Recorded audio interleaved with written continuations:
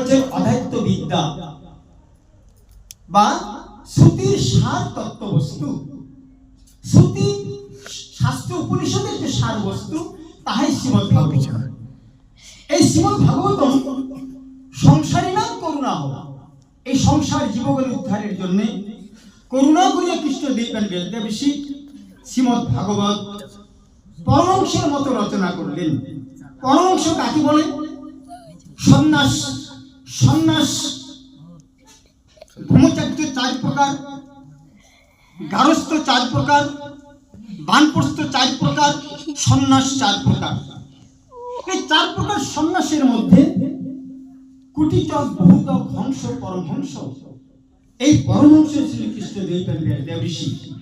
পরমহংস কাকে বলা হয়? পরম মানে শ্রেষ্ঠ, হংস মানে হাঁস। এই শ্রেষ্ঠ রাজহংস কি করেন?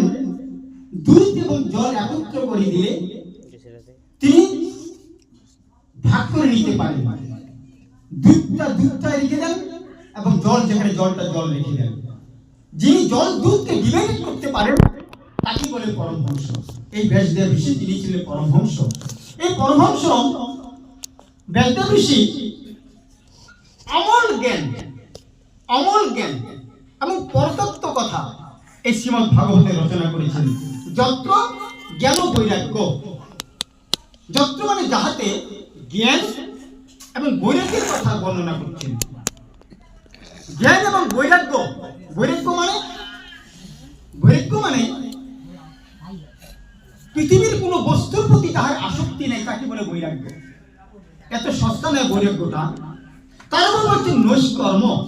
নৈষ্কর্ম মানে নিষ্কাম, যে কর্মে যার কোনো আসক্তি নেই, ফলাফলের কোনো আসক্তি নেই। এই শ্রীমদ্ ভাগবত গ্রন্থ তদনুরূপই ভাবে রচনা করলেন কৃষ্ণদেব ঋষি।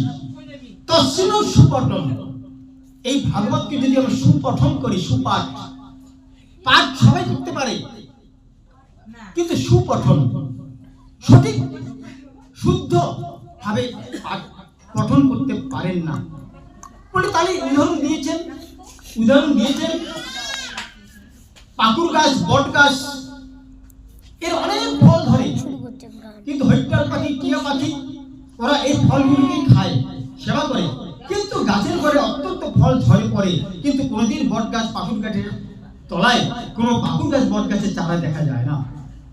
অন্য কোনো গাছের কোটায়, কোনো বিল্ডিং এর ফাটলে সেই বট গাছ পাকুর গাছের চারা আমরা দেখতে পাই। বলি কেন? এই বট গাছ পাকুর গাছের ফল